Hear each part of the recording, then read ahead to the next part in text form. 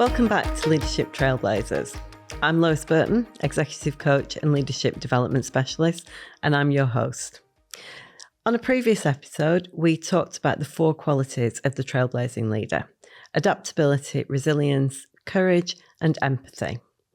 And if you missed it, please do feel free to go back and listen to that, because that's when I described what those qualities were and gave you some stories about how people had used them. But on this episode, as promised, I'm going to do a deep dive into practical tips on how you can use these on a daily basis in your leadership life. So they're going to be 8 tips in total, 2 for each of the quality. And you're going to be able to use these straight away. So let's start with adaptability. So the first tip is run a weekly what's changed check-in with yourself. Once a week, 10 minutes, ask yourself 3 questions. What's changed in this week that I need to pay attention to? What assumptions am I working from? Are they still accurate? What might I need to do differently? It interrupts the pattern of leading on autopilot. Adaptable leaders pay better attention. So they're not necessarily working smarter or faster or making decisions faster, but they're paying close attention to what's going on for themselves and how that translates into the decisions they're making. Tip 2, practice the art of the curious question. Stop leading with your answer and start leading with your question. In the previous episode, I talked about a client of mine, we're calling her Sarah, and that one thing that shifted for her was that she stopped telling her team what she thought they should do, and she started asking them what they thought. So simple, but very, very powerful. Because your brain will have already decided what you think should be done. And that's not a flaw, that's experience. But leading with your answer shuts down the information that might change your approach, and also shuts down your team. So practice asking before stating. Not here's what we're doing, but what's your read on this? What do you think? Not the approach about, this isn't working, but what do you think is working and what isn't working? And then genuinely listen and be willing to update your thinking. Great adaptable leaders have strong opinions, but they are loosely held. They're confident enough to have a view, but they're humble enough to change it. A couple of tips now on resilience. First of all, build a daily recovery ritual and protect it. Resilience is not built in crisis. It's built in everyday recovery. Small, consistent practices that regulate your nervous system and keep your prefrontal cortex working well for you. What it looks like can vary. Not the same routine isn't going to work for everyone. So you might need to experiment with this a bit. Could be something like 20-minute lunchtime walk, 10 minutes journaling at the end of the day, shutting off your emails with discipline at 7 p.m. It doesn't matter so much what it is, but it matters that it's something you can do consistently. Because if you're chronically exhausted and reactive, you're depleted, not resilient, and you are not going to be making good decisions or showing up in the right way as a leader. Recovery isn't a luxury. It's part of your job. One of the things that I often see is leaders who will not give themselves permission for self-care. And it's really important that you do. So your action is pick one ritual this week, put it in the diary, treat it like your most important meeting, and let me know how you get on. So the second tip on resilience is learn to reframe, not deny. Reframing is not toxic positivity. It isn't plastering a smile over a difficulty. Reframing is consciously choosing a different question about a difficult situation. Instead of, why is this happening, which keeps you stuck, ask, what can we learn? What might be possible? And a very powerful question, what would I say to a colleague or friend? That's a question I often ask my coaches. What would you say to a colleague or friend if they were in this situation? Because actually, we're really good at advising others, not always so good at advising ourselves. So, in moments of pressure, think about, what would I tell my most trusted colleague or friend? It brings a different perspective. which then brings different thinking, which opens up different choices. And that's flexible thinking. That's resilience. So let's move on to empathy. So, empathy in practice. First tip, give people your full attention, even for 5 minutes. The most common piece of 360 feedback on senior leaders is that people say they don't feel like they're really listening. Leaders think they're listening, but they're not truly present. The practice when somebody comes into your office and needs to connect to you or ask you a question is be fully there for them. Phone down, laptop off, and make sure you've genuinely understood before you respond. A good coaching question to use is, what's the most important thing I should understand about this for you?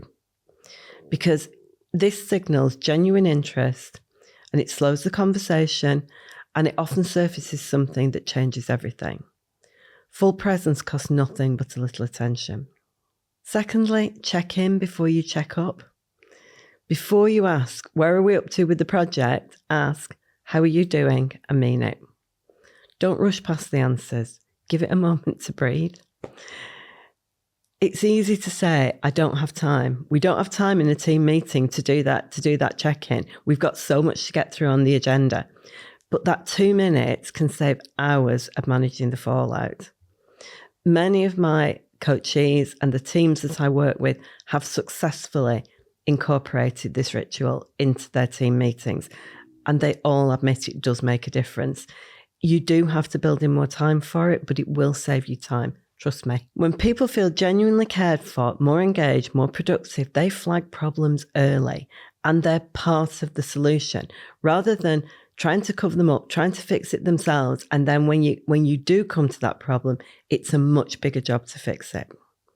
Empathy is not soft, it's smart. How are you doing? Genuinely asked, genuinely received, one of the most powerful questions that there is. So for the fourth one, we're looking at courage in practice. First tip on this, have the conversation you've been avoiding. Think about a conversation you've been putting off. Almost everyone has one. The feedback that needs giving, the boundary that needs setting, the honest truth about a situation. Courageous leadership shows up in ordinary, daily moments and chooses honesty over comfort. So frame the difficult conversation. Get clear on 3 things. What outcome do I genuinely want for both of us? What's the most respectful and honest way to open? What am I afraid of? And is that fear proportionate?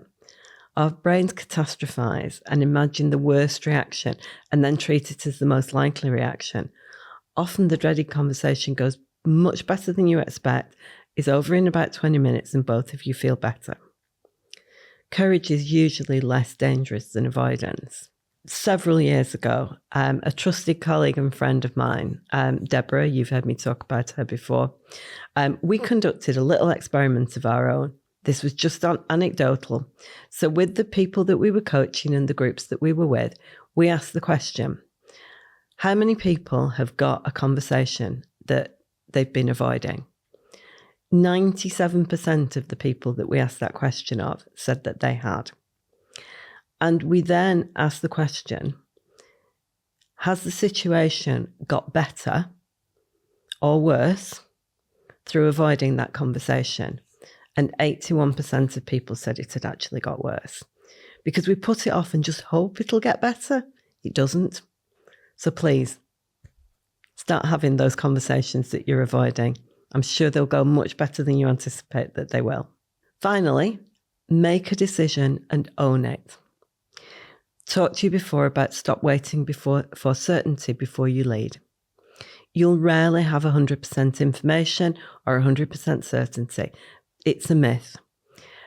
And waiting for the 100% is procrastination dressed up as prudence. Make the best decision you can with the information you've got and then communicate it clearly and own it. Not hedging, not qualifying, not leaving every door open. How you own it matters as much as the decision itself. Clarity, rationale, and openness, and the team feels safe, even with difficult news.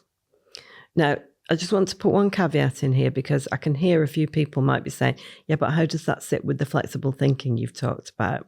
You can always say, if the situation changes or if we get different information, we will review this decision. But that doesn't stop you making the decision and going forward with it confidently. And 80% of the time, those decisions will be right. Ambiguity erodes trust, and particularly during uncertainty. Whereas actually, if you're willing to be decisive, that builds trust, but decisive in an open way that demonstrates that you've thought it through. So, again, a question and a challenge. What decision have you been sitting on? 80%'s enough. Make the call. So, quick recap. 8 tips for putting those 4 qualities into practice. For adaptability, weekly check-in and lead with curious questions. For resilience, daily recovery ritual and practice reframing. Empathy, full presence and check in before you check up. Courage, have the avoided conversation, make the call on the decision and own it. Pick one this week. Implement it consistently and notice what shifts. Thank you so much for being here again. If you found the episode helpful, please share it with a leader who needs it or will benefit. If you'd like to carry on the conversation or go deeper, please find me on LinkedIn or loisburtononline.com. And until next time, keep trailblazing.